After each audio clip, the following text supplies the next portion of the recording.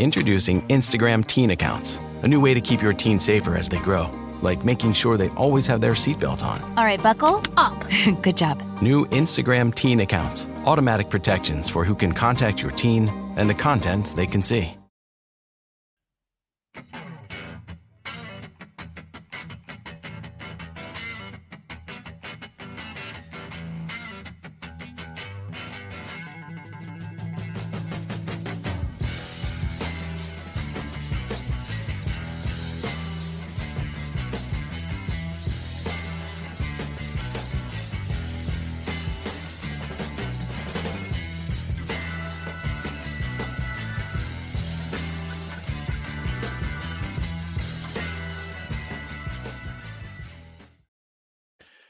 Good morning, everybody. What's going on? Happy Monday, almost end of April, and it's starting to feel like I know it's starting to feel. It was 18 degrees Celsius. I don't know if you want to put that in your Fahrenheit calculator there here, but it was shorts and t-shirt day yesterday. I spent all day outside yesterday because it was so nice. Yeah, and it's finally that time of year again. It was a beautiful day. Yeah, and it's about that today as well too. So it's been we gotten very lucky weather-wise, and we jumped on like 20 minutes beforehand because we had to talk football because we didn't want to do it a lot on here. But we're talking about the Masters on a podcast. That's different. That's okay. It correlates to hockey a little bit. When are we going to preview the CFL season on here? That's real. It's a real question. I bet you we could do that. I bet you we could talk about the Calgary Stampeders. We could talk Stamps. I'm an Argos fan, to be fair. I think the CFL starts soon, I think, if I'm not mistaken. I actually have no clue. I'm going to look. I know you're an Argos fan. For me, I was like, I don't know. Growing up, I think I was an Argos fan too. But now I'm like, kind of like, rolled with the Calgary vibe a little bit, going with the Stamps. Yeah, that's the way I've been rolling with it. But CFL, wow. Actually, the CFL starts on the 19th. Preseason starts on the 19th. And then regular season kicks off June 5th. So we're actually not that far away from the start of that. One more month.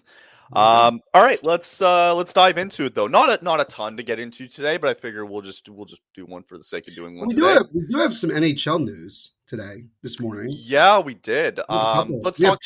Let's talk about that. Let's get through Calgary stuff real quick, and then we'll talk about other news real quick. So the Calgary Wranglers, as much as Neil brought it up last week, where he's like, "Hey, let's follow the Wranglers these playoffs." Well, that didn't last long, as they fell to the Coachella Valley Firebirds 2-0, and their season ends in a best of 3, as their season is now over as well. And the first thing Adam Klopka said before the game, he was like, "I just straight up don't like this team." So him playing in the AHL for a while, and he was like, "I don't like them." So didn't really matter. I know. Overall, though, I mean, still, like, if you're just looking at it from a development process here in the AHL, I mean, it's so weird because it's like I never really invested too much time into looking at it from the AHL perspective, but you just see like the structure of the playoffs, and it's like, man, like everybody gets in basically. Right? Yeah, we did have one upset, I think, in the first round of the Calder Cup playoffs. The San Jose Barracuda won both games in LA. Wow. I want to say LA, but it's not. It was the Ontario Reign, but they played their games in LA for reasons I don't understand. The Barracuda, won both games, and Askarov, apparently dominated that playoff, but he should, right? He should, right? Yeah, I was surprised that he got sent down 3 months ago and then never came back up. Yeah, the Sharks were tanking. The Sharks were absolutely tanking at that point. Tanking a lot. Devin Cooley, I got to give him credit though. I thought he, just looking at the highlight packages, I thought he played to his best of his ability, I guess, is the weird way to look at it. It's just unfortunate. I mean, it was kind of just looking at the stats and just kind of reading it into it a little bit more here with the Wranglers. Like, you kind of hope that it's still a good system that they have down in the AHL for the Wranglers, but I just thought it was a little disappointing because I think this is like the second year in a row now where the Coachella Valley Firebirds just decided to knock this team out in the playoffs. So they just can't get over that little bit of a hump. So the season ends, unfortunately, for the Wranglers, and that ends it officially for all players in the Flames system. Well, You know what? To quote Devin Cooley when he was still on the Sharks, he said, "Nothing's really going to matter. We're all going to die anyway." That's literally a quote from Devin Cooley. I love it. I love it. He's a good dude. Like, it doesn't matter. He's a good guy. And I think he has one more year after that. He signed a 2-year deal, so he'll be back. He does have one more year, I believe. Probably with will. The Wranglers, I assume. But yeah, the Flames are going to probably look for backup this summer. And Cooley. Maybe they don't. Maybe they go with Cooley in the backup position. They could. Yeah, they could, but you got to think worst case scenario here, right? You want to make sure you're playing. Maybe we get Jake Allen in the offseason. Yo, that would be. That's the first name that pops up. If you're looking for a backup goaltender now to suffice Dustin Wolf, it's Jake Allen, and I think a lot of Flames fans would be excited to bring in a guy like Jake Allen into this team. So he's definitely going to be. He's without question, in my opinion, the number one backup goaltender going into the offseason because of just the way he played in New Jersey this year, the way he was just like very consistent. Montreal too. My brother was like, "Oh yeah, like he'll probably go somewhere to start." I'm like, I don't think that Jake Allen is in a position at this point in his career where I'd be like, "Yeah, he's a starter." No. But I mean, granted, things could change. He can give you like 20 to 25 good games. Yeah. Right. And that's okay. Like there's nothing wrong with that. Right. No, there's absolutely nothing wrong with it. No. Yeah. So, I mean, he's going to be a huge hot commodity and be interesting to see like what he gets signed for as well too, if that's something the Flames want to explore. I would say he's going to get maximum 2 years. That's the maximum because when he signed in Montreal before coming to New Jersey, it was a 2-year deal. Well, he's definitely up there in age too. Don't forget. Yeah, I think is he his jersey number now? Is he 34? He's something in his 30s. No, I don't think he's that old. He doesn't show signs of being like, slowing down in terms of his, production. I was right. Jake Allen is 34. Yeah, so you might get 1-2 years. You never know. He'll be 35 by next season because his birthday is August 7th. So he's not like that's the thing. He's gonna find work. He'll find if he doesn't find a job by training camp, something is wrong. It'll be like the Shedeur Sanders of the NHL. Well, that's not fair. Like Jake Allen. No, I know. No, it'd be more like Hagen's like dropping to like the second round. Oh. You wonder, like, okay, so that happens last week. Like, you wonder, you're thinking NHL, but also too, there's no real hot commodity here. Maybe it's like the guys who go top 5 generally go top 5 anyway. And if they slide like Demidov or Michkov, like a couple of picks, and then somebody takes them, right? So plus there's also like not Shane Wright positions. There's like, there's only 7 positions. Right? There's only seven rounds. But I mean, we have 7 rounds too. Yeah, true. We also draft like a crap ton of we also like have loopholes to getting players outside of the draft. The NFL doesn't really do that. Exactly. So rumor mill is back. And it's officially kicked off. Damn, it must be the off season. Oh, it must be the off season for some teams. You saw it this morning with Mike Sullivan. He's out in Pittsburgh. I think that was fairly the right call. Just looking at it, I think. Yeah, he'll get a job. I know he'll get a job. My guess is it's the Rangers. That's my guess. I think that's what everybody was pointing to a little bit, but yeah, he'll get a job somewhere. And I think that the Rangers would probably want to target him. Wouldn't be surprised there. But yeah, so rumor to the Pens. Let's just switch. They're done. So rumor mill back a little bit here. Mainly 2 things I wanted to cover before we kind of get into playoff talk here. The one was that when the season did end for the Flames, was the one thing that was talked about and very consistent about was offer sheets, how they're going to be a hot commodity this offseason, because there's a lot. If you just look at the RFAs going into the offseason, there's so many good RFAs this offseason, and you wonder, there's going to be a lot of offer sheets going to be out there, right? Yeah. So one of them that was brought up, and one that continues to be brought up, is out of Buffalo in JJ Peterka. He's a young right shot centerman, exactly what Craig Conroy's looking for, and all eyes really are kind of circled around JJ Peterka. So again, it's rumor season. We're not going to have much to talk about until now between the drafts, so we might as well make up some bullshit. It's not really making up bullshit, but it's out there, right? I think more the question, it's not really about JJ Peterka here, but the question really remains like, and one that we're going to continue to skepticize going into the offseason, is whether or not this team's going to be active in the offer sheet category. Mm-hmm. What do you think? I think you could ask the same question about every other team in the league, right? Because, we talked about it. Pierre LeBrun did an article a couple weeks ago in The Athletic talking to some GMs. I think he talked to Tom Fitzgerald and I think another GM, Tom Fitzgerald, general manager, New Jersey Devils. And they were talking about it's much more likely that this year we're going to see more offer-sheeted players. I think that the Flames should take a swing. I don't think it's necessarily a bad thing because here's what happens, right?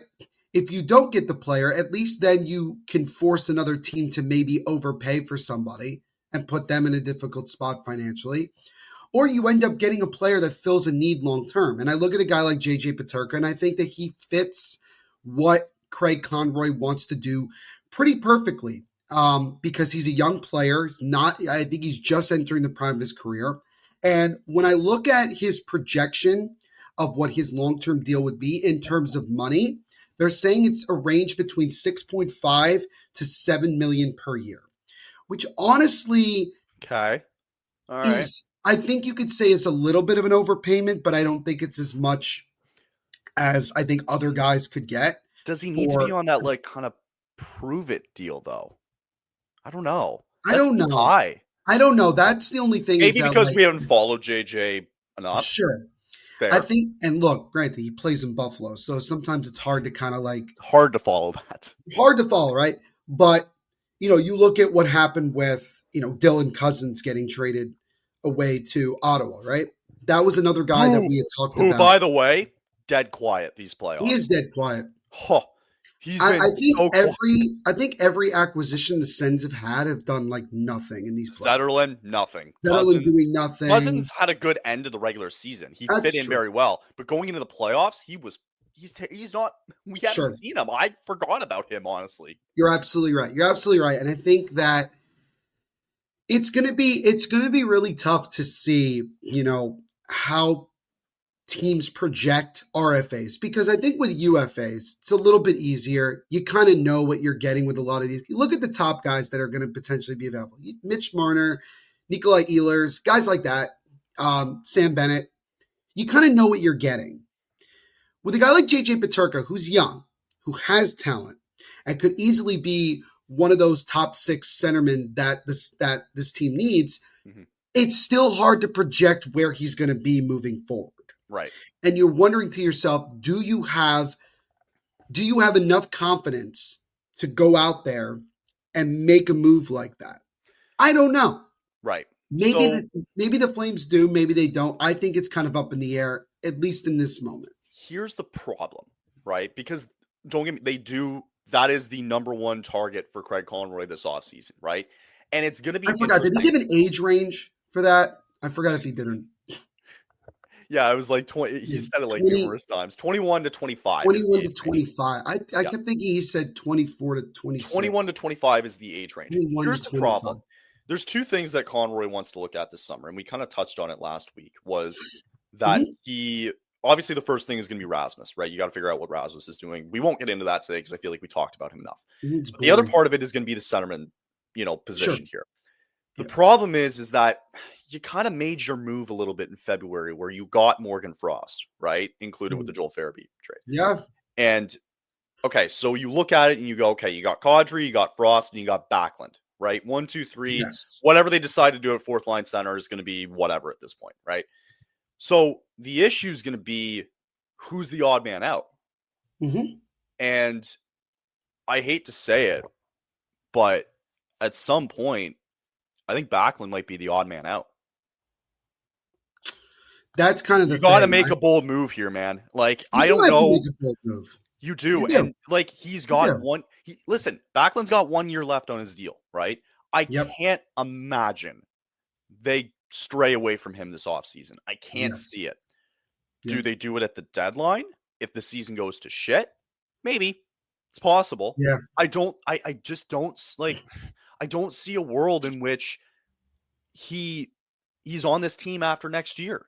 Yeah, I agree. I think, and the one thing that was consistent too was that Craig Conroy is going to have to make a bold move at some point, right? He does. And, are you worried about hurting feelings now that you've built this culture, right? You've built the way you wanted it to. Now are you worried about hurting feelings? right? Yeah. I think Kadri had a sensational year, and I think he needs to stay, right? I agree. Of course he does. He's look at his contract, right? And he's earned the right to do so, right? And he's been telling the media all year, he's like, shut the fuck up. Like, I'm staying with this goddamn team, whether you like it or not, right? The interesting one is going to be Morgan Frost, who, by the way, is also an RFA. This offseason. So is Kalazari as well. Right. So if they don't sign Frost, I'm not like disappointed because they didn't really give up a ton to get him. Right. Congrats to Kuzmenko, who was playing very well. Very well in LA. It's gonna be very interesting this offseason to see what they do, because you want Kadri to continue doing what he's doing. I'd like to see more of Morgan Frost, even if it's just for another 2 years. I just like to see where his game might be at, and it's still a process. So I'm okay with like seeing him, but man, I would seriously consider moving out Backlund. I would say this. I don't know. Like think about this. Sorry, before you get in real quick here. Last thing. Like, you're thinking about, okay, the Peterka thing comes up. The other thing that came up too was Sam Bennett. Okay. Sam Bennett, you said his name earlier too. Like, Sam Bennett possibly being, on the comeback here for the Flames. And there's articles about it going around right now. Just showing the one here. And for those of you listening, is like, again, maybe it's a random website that I'm finding here, but it's being brought up, right? So, like, the way that I envision this is, if you want to move the pedestal forward a little bit, is that you got to keep Kadri around, right? You probably have to keep Frost around. Mm-hmm. And I'm sorry, I don't think there's room on this team next year for Michael Backlund. And I think you go out and you go find somebody younger. And whether it be whatever, I don't even care if it's Sam Bennett or whatever, right? Mm-hmm. But even if it's like a Peterka, whoever it might be, as in the RFA position, you have to make a bold move here. I don't think I'm the only one in this boat here that thinks that Backlund might be done. I don't know if he finishes the season next year with the Flames. I think it's a possibility he doesn't. If it doesn't go the way it's supposed to go next year for them, I don't know. Do you envision Backlund finishing his contract next year with Calgary? I don't. I think that it's crazy to say that, and it's insulting to say that, which sucks. But you got to do something. You can't you got to move the needle a bit forward here, right? If that's the path that they're willing to go down. Yeah, for sure. And I think that that's where it's going to come down to having a discussion with him in the off season, and really kind of looking at it and saying to ourselves, okay, look, we may have to do something really uncomfortable that a lot of the fan base may not like. And maybe a lot of the team doesn't like, but at the end of the day, we're trying to do what's best moving forward for this organization in order to take the next step. And you don't want to bank on, Kyle. You don't want to bank on what if next season doesn't go the way that we hope. You don't want to bank on that. No, of course not. I think if there's an opportunity where somebody is willing to give up something. You're not going to get the thing is, and it's crazy. You're not going to get a lot. But I think, honestly, I'd rather get something than nothing. Yeah, I know. That's the way I look at it. If it means opening up a spot for someone else, that's first thing I'll look at. And like, I was just looking, at least from the free agent standpoint, I was looking at, potential center options. Sure. There is not a UFA out there that is in that range of what, they will not be busy this offseason when it comes to and I think, honestly, there's literally, Kyle, there's only one guy that I could see them even trying for, and I think it's unlikely that he ends up being moved, is Mason McTavish. I just don't see it, though. I don't see a world. It would be kind of ridiculous if Anaheim just was like, unless the Flames overpay, which is always a possibility. Another guy, Kyle, is Owen Beck. But again, Montreal would be really stupid to let Owen Beck walk out the door. So it's like, you start going down the list, and Kyle, if you get a chance to look at the list, you're not going to be happy with what you're seeing. Like, it's a lot of ifs and buts when it comes. It's a lot of meh, and I mean, it's like, I mean, Marco Rossi is there, but come on, like, is Minnesota? Oh, he already said he's staying. Of course he's. Yeah, and like, I know that Rossi's been playing on, like, I think he's been on like a fourth line at some point. We're really like reaching down the rabbit hole. We're pulling. Oh yeah, like the youngest UFA on the list is Alex Steves at 25 years of age. Steves. So that's the thing. Like in the UFA market, they're not going to be busy.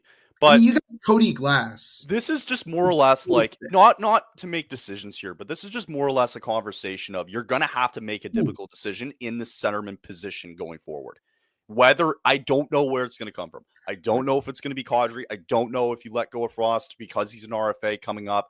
I don't know if you let go of Backlund, right? But something has to give, right? Because you have to find a way to move forward because you got a breakout season in Coronado. You got to break it. Well, not really a breakout, but I mean, Connor Zary, who's maybe taking that next step forward, plus his injuries, it sucked. You have a goaltender to build your team around now. You've got a really good defensive core, right? You do. And guys in the system who could bring up. Again, the Rasmus Andersson thing is a conversation for another day. Even though he's a thumbnail in this video, I'm sorry. But I really think that there's going to have to be a difficult decision made. I don't know where it's going to come from, specifically in the center position. And to think that Conroy is still out there exploring that market. Like he flat out said it at the exit interview. He's like, I'm still looking for a centerman, right shot, 21 to 25. So it now becomes who's the odd man out. And I think that, to me, Mackenzie Weegar stepped up in the sense of leadership this season where I can see him. And I think a lot of Flames fans want him as captain, right? When Backlund has come and gone. But it's like, there's two ways of looking at it from Backlund's standpoint. Do you want to honor him for the next year, right? Because you named him the captain last year and okay, you signed him to, I think it was like a 2-3 year deal, whatever it was, do you want to honor that, going into next year? Or are you still sticking to this plan for the next 2 to 3 years here to be competitive?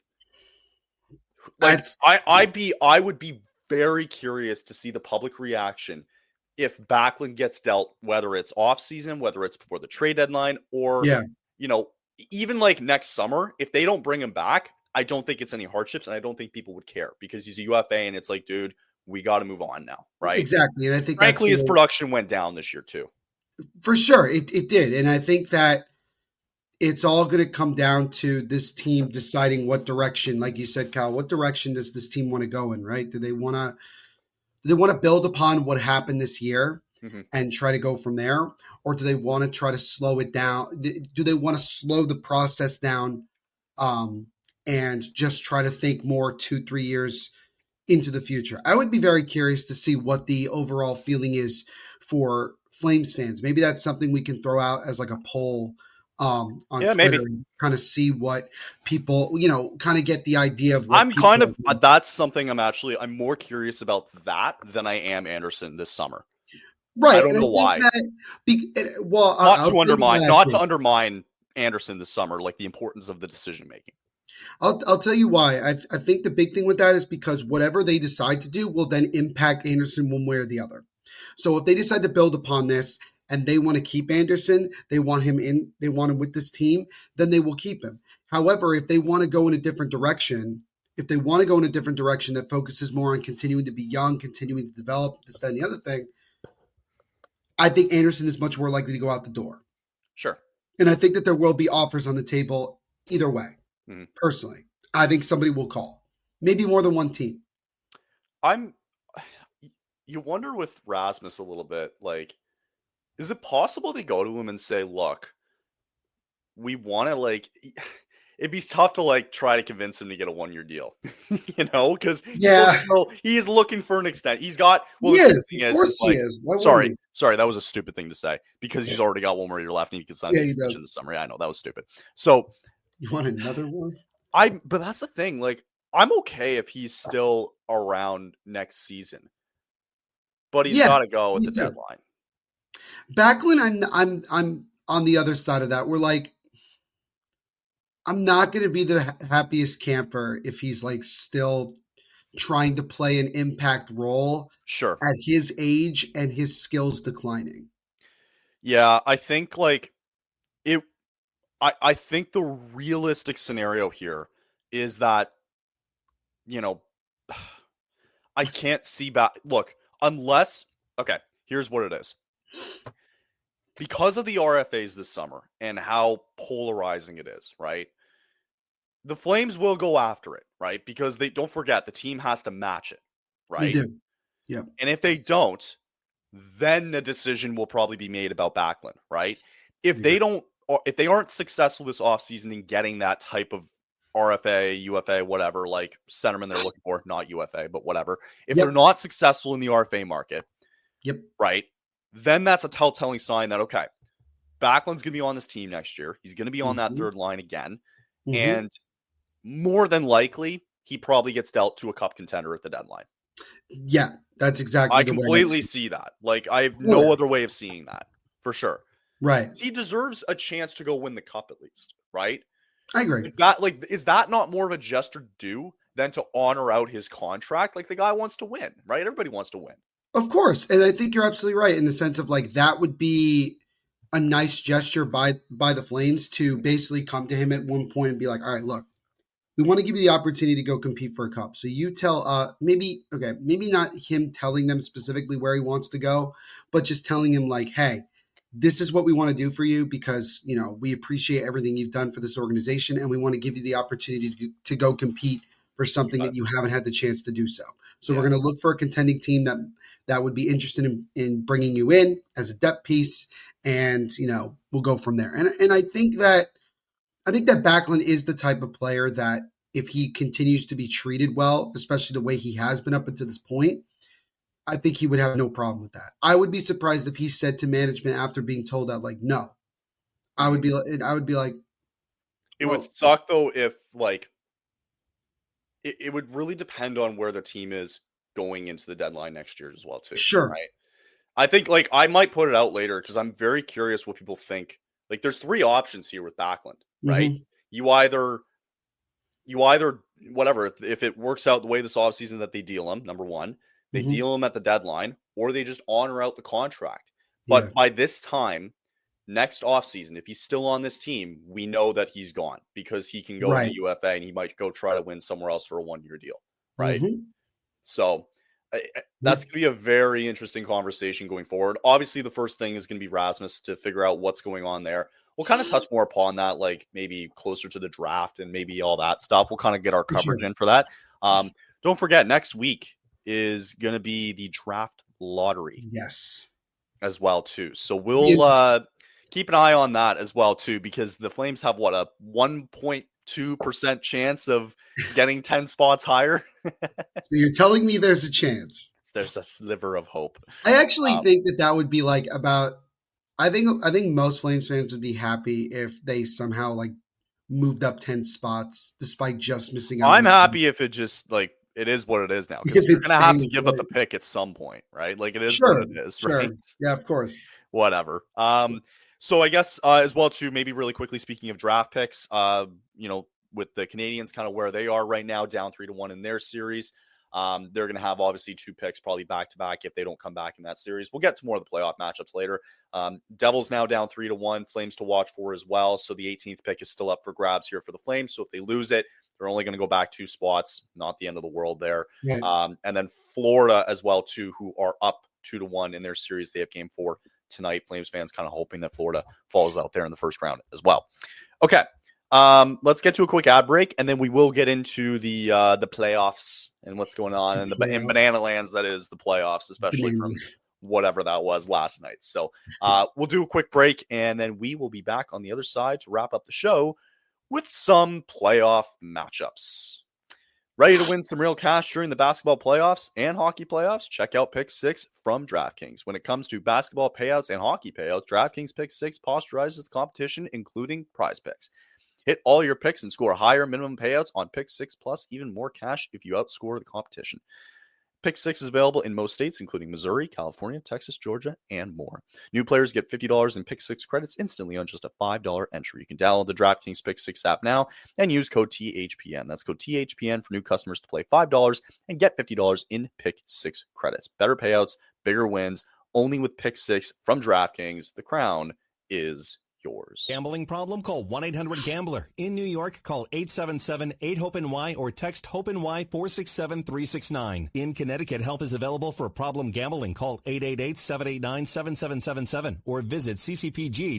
You set the gold standard for your business. Your website should do the same. Wix puts you at the helm so you can enjoy the creative freedom of designing your site just the way you want. Want someone to bounce your ideas off? Talk with AI to create a beautiful site together. Generate on-brand content, images, media, and simply change or fine-tune any of it along the way. Whatever your business, manage it from one place and tie it all together with a personalized domain name. Gear up for success with a brand that says you best. You can do it yourself on Wix. .org. Please play responsibly. On behalf of Boot Hill Casino and Resort in Kansas, 21 and over. Age and eligibility varies by jurisdiction. Void in Ontario. Bonus bets expire 168 hours after issuance. For additional terms and responsible gaming resources, see dkng.co/ice. Not really breaking news. This was kind of broken half hour ago. They announced the finalists for the Vezina, by the way, as well too. It is Connor Hellebuyck, Darcy Kemper, and Andrei Vasilevsky who are finalists for the Vezina. We will talk about Connor Hellebuyck surely enough. All right, let's bring up the nice little playoff bracket. So far, we're about a week and change in now to the playoffs. Is there one? Bracket. Look at the bracket. Look at that bracket. Is there one matchup that's been surprising to you so far? By the way, in the West, everything's 2-2. Everything is 2-2, and then we might get 3-1 Florida if Florida does win tonight. So we'll see if we get 3-1. I think the most surprising series to me has been Vegas and Minnesota, because I really am impressed with the way that Minnesota has played throughout the most part in this series. We talked about it when we previewed the playoffs last week, that it didn't seem like that the Wild were going to come in and have a lot of success, especially against, a very talented Vegas team, and also with how much they struggled down the stretch going into the playoffs. But again, as we always say, right, once you get in the playoffs, it's a clean slate. And, Minnesota had, 2 big wins back to back. You win game 2 in Vegas. Them on the ropes in game. They had them on the ropes in game 4. They really should have. They really, by all rights, be up 3-1, but they let it slip away. And so now you go back to Vegas. The good news is for Minnesota is that you've won a game already there, so you know that you can do it. It's going to be a big game, because I think that it just, if it goes back to Minnesota 3-2, I know it's Vegas, but I have a tough time believing that they'll win game 6, because I think the goaltending for Vegas has struggled much more than people thought it was going to be. But yeah, I would say out of all the series so far, Vegas, Minnesota has been the most surprising, just because of how well the Wild have kept up with Vegas throughout the first 4 games. I'm going to go a different route. Okay. But I'm not disagreeing with that. I think it's surprising what Minnesota has been able to do. They played despite losing game 4, I think they played very well for the last 3 games. They did. And change, right? They kind of got dominated in game 1, but for the last 3 games, I found that Minnesota probably was the better team, and I think they deserved a better fate there in game 4. But it's best of 3 now. You're in that series, so I give them full credit. It's mainly, I mainly have to go to Winnipeg and St. Louis here, right? It was you look at games 1 and game 2, fairly close, but Connor Hellebuyck was dominant. You go to St. Louis, and he got ran out both times in St. Louis. Yeah. So I think the Jets' season's on the line in game 5. I have no confidence in them going back to St. Louis. If they're down 3-2, I have zero confidence in them to go back for game 7. I don't know, man.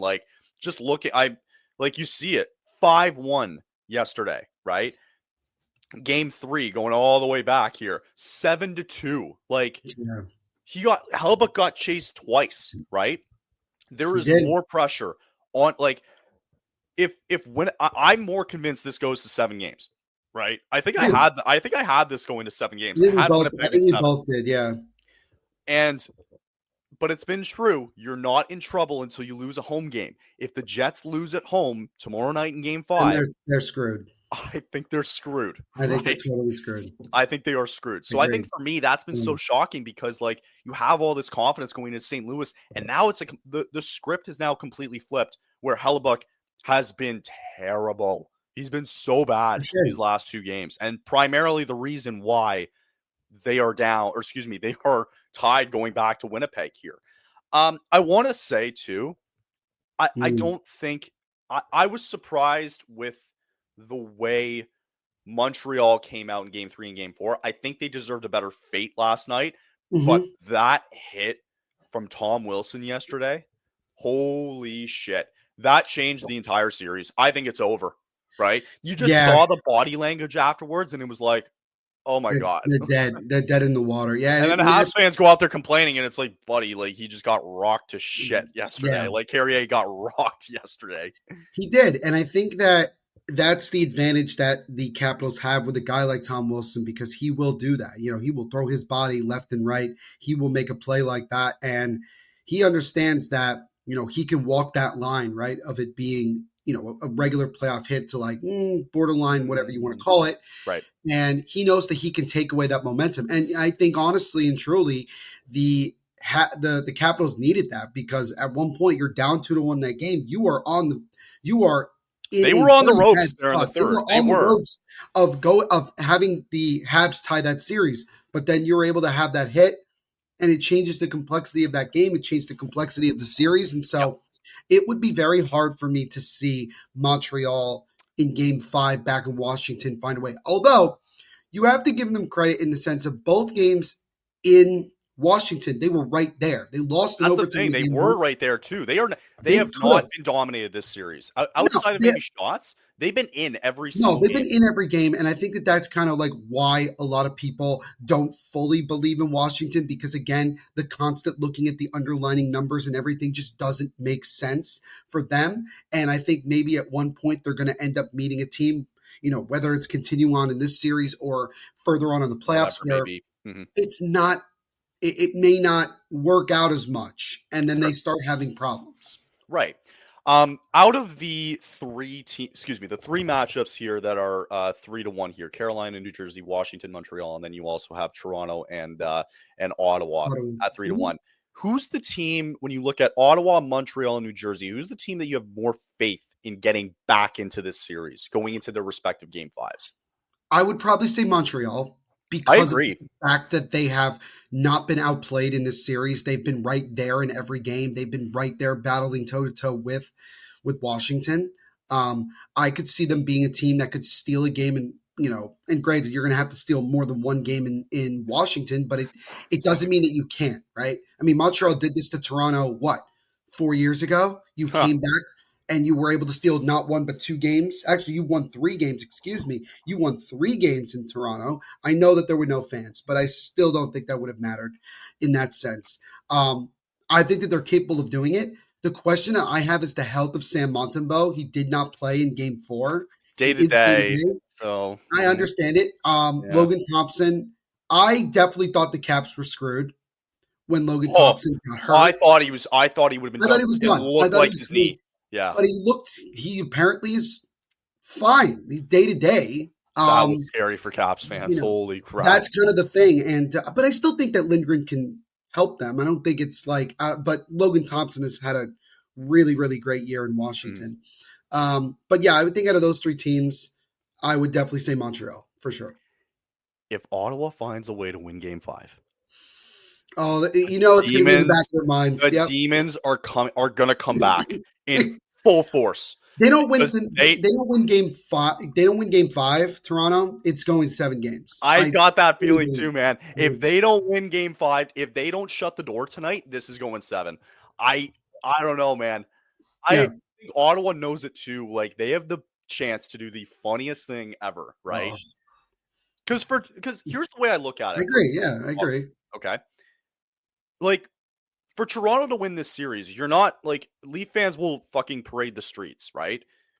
Okay, like you're expected to win this series. You can't lose this series, but you're supposed to win, right? After all the heartbreaks, all the round 1 bull crap, you're supposed to win. They have gotten past the first round. We can't make that joke anymore. Yeah, I know, but like whatever. And then you get yes, they get past the first round, but then they didn't even win a game in the second round. So thanks for showing up, right? True. Yeah, right. So they still haven't won a game in the second round, by the way. That's true. We can say that. So regardless of the way this series goes, I don't care if they win it in 5, 6, 7, doesn't matter, right? You're still going to have to go through, in my eyes, I think Florida is going to beat Tampa here. For some reason, I think Florida is going to have them on the ropes at some point. Yeah. whether it be game 4 tonight or game 5, like I think Florida's going to find a way here. And I think that the Leafs, if they're going to have to get through the Eastern Final, like you're going to have to go through Florida. That's just me. Yeah. I don't know if Tampa gets back into this, but I mean, they could tonight. They could win game 4 and it's a different series. If you're Toronto, tomorrow feels like a must win because you can't go back to Ottawa for game 6. I don't know. It's a lot, like especially because you were kind of the better team in overtime in game 4. Yeah, and the seed of doubt hasn't been placed yet in Toronto. Yet. Leafs fans know that whatever, they can come back for game 5 and win. The seed of doubt comes into play if Ottawa wins game 5. That's true. I think so. Okay, so we've talked about a lot of the series here. Let's talk about your Devils here. We did talk about it before we jumped on here. Yeah. Tough way to go down yesterday, especially through all the injuries. When you're there in person. And Neil was there in person. He was there. Was it being there for game 4? Like, what was the vibe you got the sense of from the fans after the game was over? That the season is over. Okay. I think there's look, there's no other way to put that, right? Okay. Because the Devils have had so much go against them this year. I don't want to say that like it's bad luck. The domino effect though started with Jack. It's the domino effect really started back in early January, honestly. With Markstrom or? No, with just the fact that they just stopped scoring. And they stopped being consistent. They stopped getting depth scoring. They were relying heavily on their top guys to produce. And when they didn't produce, they lost games. It's just the reality of it. I think that the first couple months of the year, it wasn't, you could, overshadow that because of the fact that you were winning games and you were getting scoring unrealistically from guys that you would not expect to be getting goals from. But then, you mentioned that there's other things that happen, right? Like Jack Hughes goes down, Dougie Hamilton goes down, Siegenthaler goes down, Markstrom goes down. It's just one thing after another. Then you get into the playoffs, right? And to be very honest, you backed into the playoffs because again, you didn't win to get in. You had to rely on the Flyers to beat the living what out of the Rangers in a game in order for the Devils to get in. That's just the reality of what it is. And then you go into the series and you've lost 3 of your top defensemen. You don't have Luke Hughes, who's probably done for the year. You don't have Brendan Dillon, who also is probably done for the year. And Kovacevic, who got hurt in game 3, didn't play in game 4. And we already found out that all 3 of those guys are not playing in game 5. It's not happening. It's not happening. It sucks that there's so much things could have been different. But at the same time, even if the team was healthy, there are still struggles there. And you're facing a Carolina team that will take advantage of those small mistakes. That's just what they do. That's who they Carolina's are. At full strength. Carolina was at full strength until yesterday with the controversial hit by Timo Meier on Freddie Anderson, which I know is going to be a talk. Do we have an update on Anderson? As of right now, Rob Brindamore has not given an update. He said yesterday after the game that they will reevaluate him tomorrow, meaning today, here on Monday. I think So we'll see. We'll see. I mean, he was able to kind of skate off under his own power yesterday after being slow to get up. Sure.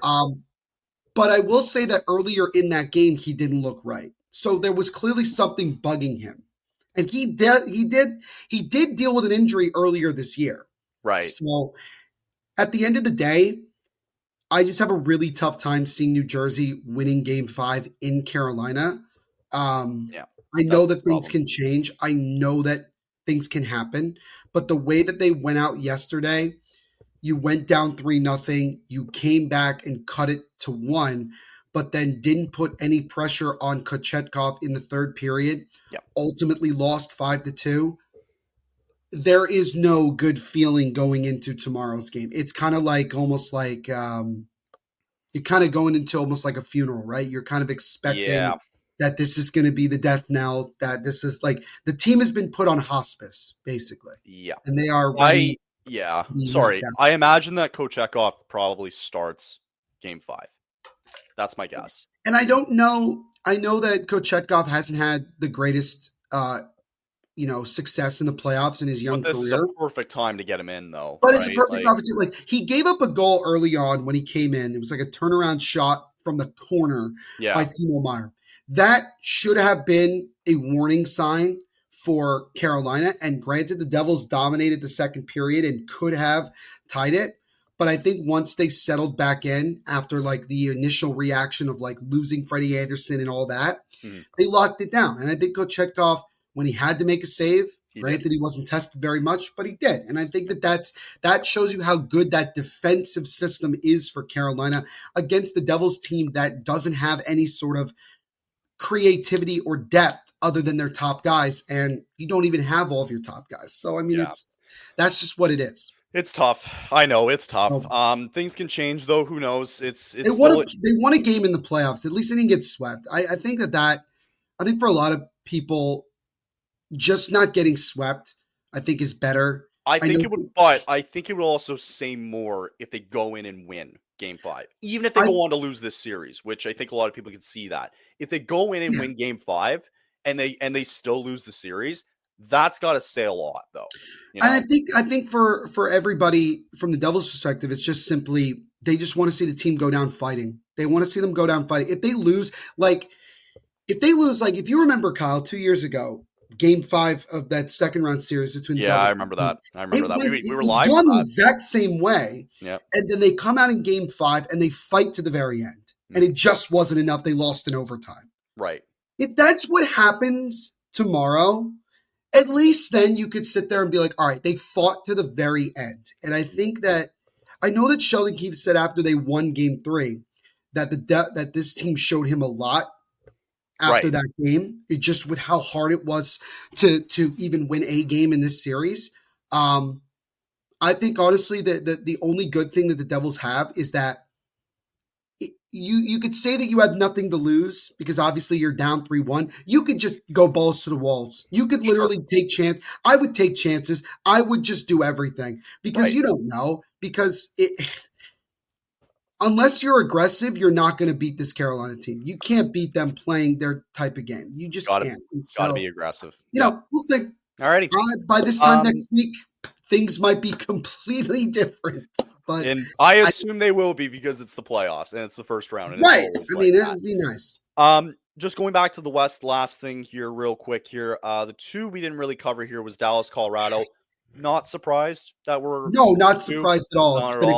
It's been a great series. Great series. Landeskog's score was electric. Absolutely electric. You can see what it meant to him. Right. And good on Mackenzie Blackwood, got his first career shutout in just his fourth career playoff game. Great response for Colorado, though. Correct. Right. At home. Great response for that. I think Blackwood right now is my front runner for the Conn Smythe, just with how well he's played in net for Colorado. Because they could have swept Dallas, honestly, with the way that they've played. But you got to give Dallas credit. They've gotten some bounces. They've overtime games, man. They've won 2 overtime games, and you know what? This Game 5, I think it's tonight, right? Game 5 is tonight. Game 5 tonight, correct. Game 5, I think we're in for a good one. I don't think Dallas has been the better team this series. They've led for like a minute and 30 seconds. Right. They have not been the better team this series. And for Colorado, they deserved a better fate. So go in tonight and give yourself that chance to go back home to Game 6 and just finish. I agree. Right? 100%. Last one here. I think it's a good one to finish off with. Kings and Oilers, man. Oilers, the Kings, again, same thing. They deserved a better fate in 3 and 4. No, they didn't. No, they didn't. No, they didn't. No. Let's not get it twisted, Kyle. They deserved a better fate when they were dominating those games. They did not deserve a better fate when they absolutely bottled it twice. I said it that they needed. They bottled Game 1. Remember, they bottled Game 1 until they scored at the end there to salvage Game 1. Right. So I think the question is, who's going to fold first? Because we've said it all along. You're not in danger until you lose a home game. And I'm concerned now, like, LA should have swept this series. It should be over now, yeah. This series should be over.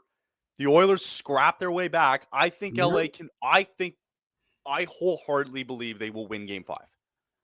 Edmonton or LA? Sorry, I have LA winning game 5. Okay. Because they've already dominant don't. home team. They are such I don't. Nope. Really? I think that it is too perfect, Kyle, because we can easily say, like you said, the Kings have been dominant all year at home. Yeah, it's going to take. However, again, I just want to warn people that they almost blew game 1 at home.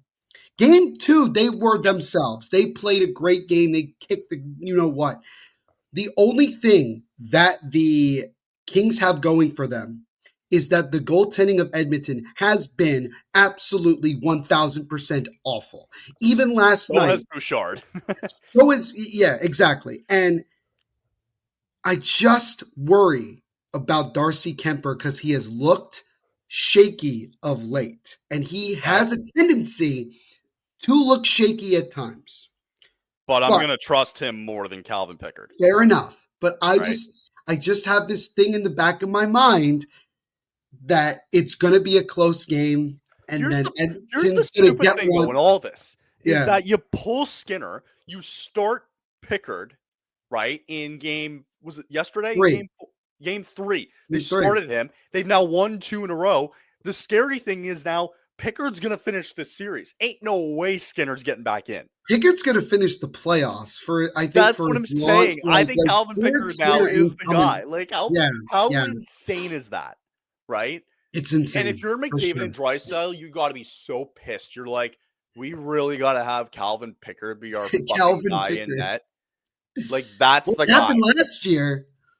Well, yeah, it happened last year. They had to do it again. Yeah. God, it's going to be a wild ride. Elliot Friedman said it best last year when they were previewing the Cup final. When Stuart Skinner is on, it's very good. He can just he just does what he needs to. But when he's like having a bad game, you get what you get in the first 2 games of the series.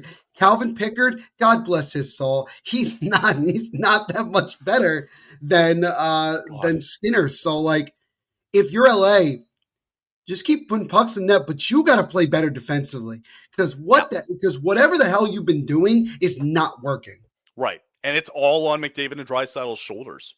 Right, and if you're Minnesota or Vegas, I mean, honestly, I think Vegas and Minnesota have had better goaltending in their series than LA or Edmonton. Oh, yeah. You got to be thriving if Minnesota. But obviously, you got to focus on finishing your series before you could think about that. But like Minnesota, I think Minnesota, by the way, I think the Wild win game 5. I think Minnesota wins game 5. And I think it's going to go to overtime. I like that. I think Matt Zuccarello is going to win it for them in overtime. That's how I'm seeing it. I like it. We got 2 games tonight. You got Florida, Tampa, game 4. You got Dallas, Colorado. Yeah, thanks a lot, NHL. We only got 2. Well, to be fair, they had a great weekend. They had a great weekend for scheduling. They did. So I'll give them. I'm not going to harp on them too much because they had a great weekend for that. I'll do what I want. Okay. I'll harp on them anyway. Screw this. All right. Well, that's playoff look. We'll probably be back next Monday for to see how it all unfolds. I think by next week, I would imagine that most of the first round series will be over. If Florida and Tampa go to game 7, I can see that being next week. Yeah. Yeah. That's how some of the series will be over this week, though, for sure. Some of the series I think will be over tomorrow. Wow. I would I've been optimistic this whole series, Kyle. After yesterday, I don't know how optimistic I can really be, but we're going to find out tomorrow night. Yeah, we are going live. We are going live tomorrow. Yeah, so we got a stream tomorrow night, and we got one Wednesday with Grant. He will do Sens and Leafs game 5 for that. I hope the Sens just do it. I hope they win game 5. That's I believe I think that's tomorrow night, actually. Sorry, Sens Leafs. So they get 2 days off? Everybody's getting... I missed that. Well, to be fair, every series at one point or another has been getting 2 days off. Yeah, everybody's gotten their fair share. So, alrighty. Nice. Good stuff today. And we'll be back next Monday. I think from now going forward here, maybe with the odd 2-episode week, we'll just do 1. But good stuff. We'll hope you all have a great rest of the week. Enjoy the rest of the first round of the playoffs. Might be over next week, might not. But good stuff as always, Neil. And we'll see you next Monday, everybody. We will see you all next Monday. All right. See ya. Running a business can be exhausting. building your website shouldn't be. With Wix, you can express your ideas, give direction, then leave the heavy lifting to AI, from site creation to branded content and images. Have fun with the details. Customize what you want the way you want. And manage your whole business from a centralized dashboard with expert AI tools. Build, scale, and enjoy the incredible results. You can do it all yourself on Wix.